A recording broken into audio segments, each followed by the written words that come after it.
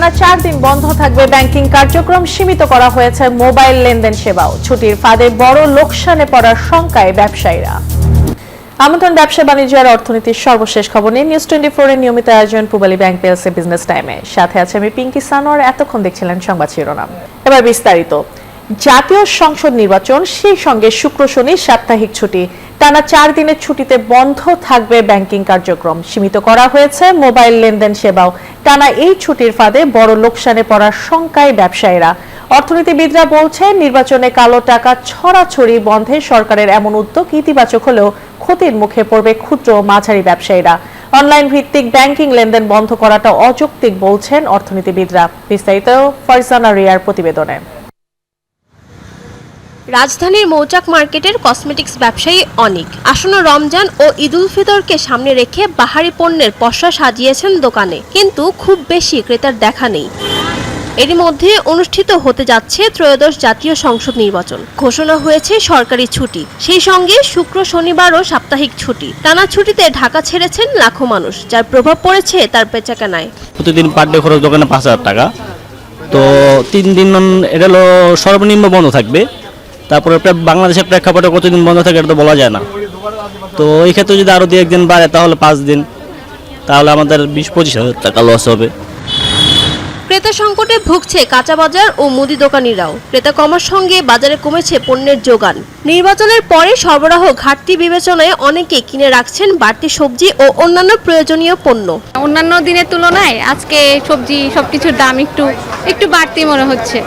বিক্রি হইলে না পোষাইতে পারবো, না হলে পোষাবো করতে, এটা থেকে যাবে আর সবাই বলতে যাবে, এটা রাষ্ট্রীয় প্রভাব, এটা তো আর কেউ কিছু বলতে পারবে না। দাম বাড়লে আমাদের একটা ক্ষতি, আমাদের যে বাজার থাকে ওটার চেয়ে একটু বেশি খরচ হয়ে যায়। রাজধানীর অলিগলি ছোট বড় খাবার, হোটেল, রেস্তোরাঁ মালিকদেরও মাথায় হাত। ভাটা পড়েছে বেচাকেনায়, বিপাকে পড়েছে মোবাইল ব্যাংকিং এজেন্ট ব্যবসায়ীরা। নির্বাচন উপলক্ষে লেনদেন সীমিত করায় ক্ষতির মুখে পড়েছেন তারা। পরবর্তীতে খুললে তো আর লেনদেন ওরকম বাড়বে না, কন্টিনিউ যেটা সবসময় হয় ওইটাই হবে।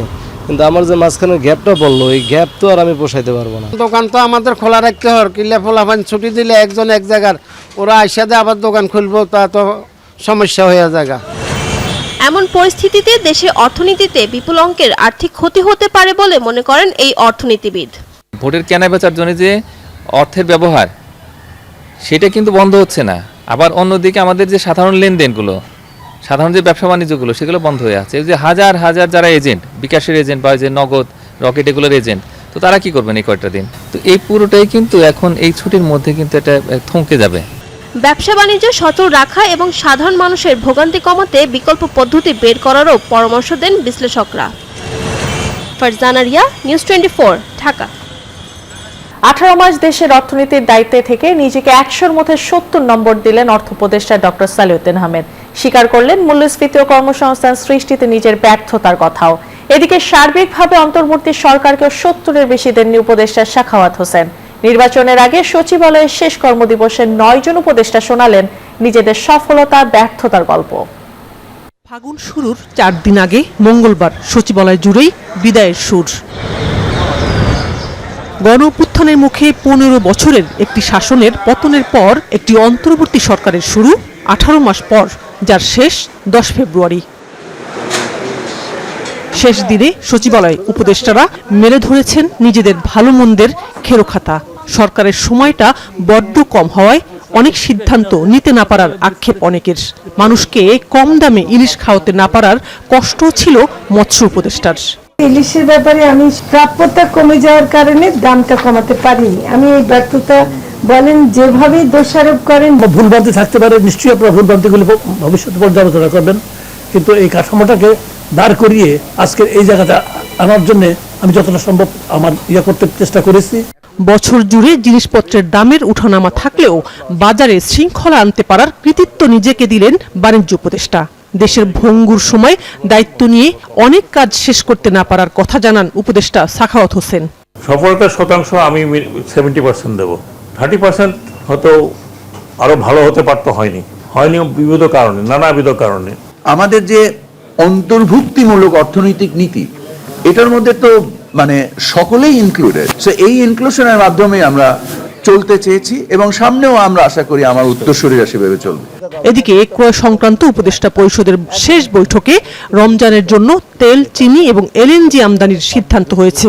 অযৌক্তিক কোনো সিদ্ধান্ত হয়নি, যা পরবর্তী সরকারের বোঝা হবে বললেন অর্থ উপদেষ্টা। দায়িত্ব পালনে নিজেকে দিলেন 70 মার্ক। আমি তো 70-এর কাছাকাছি দেবো, 70 বার না, বাকি 30 আমি বলছি, কারণ আমি একটু প্র্যাগমেটিক। আমি নিজের ড্রাম কিন্তু খুব কমই বাজাই। আমাদের অনেকগুলো করার ইচ্ছা ছিল, সেগুলো আমরা করতে পারি নাই। সেখানে যেগুলো করেছি একেবারে শেষ করে দিয়ে যেতে পারি নাই। একদম ডেফিনেটলি 100 মার্ক কেন দেবো আমাকে। 12 তারিখের নির্বাচন শেষে 15 ফেব্রুয়ারি থেকে নতুন মন্ত্রীদের জন্য অপেক্ষা শুরু প্রশাসনের এই সর্বোচ্চ কেন্দ্রের। মাত্র একদিন পর ত্রয়োদশ জাতীয় সংসদ নির্বাচন শেষ হতে যাচ্ছে ডক্টর ইউনূসের নেতৃত্বে অন্তর্বর্তী সরকারের 18 মাসের সময়। সচিবালয়ে আজকে উপদেষ্টাদের শেষ কর্মদিবস ছিল, তাদের কণ্ঠে ছিল বিদায়ের সুর।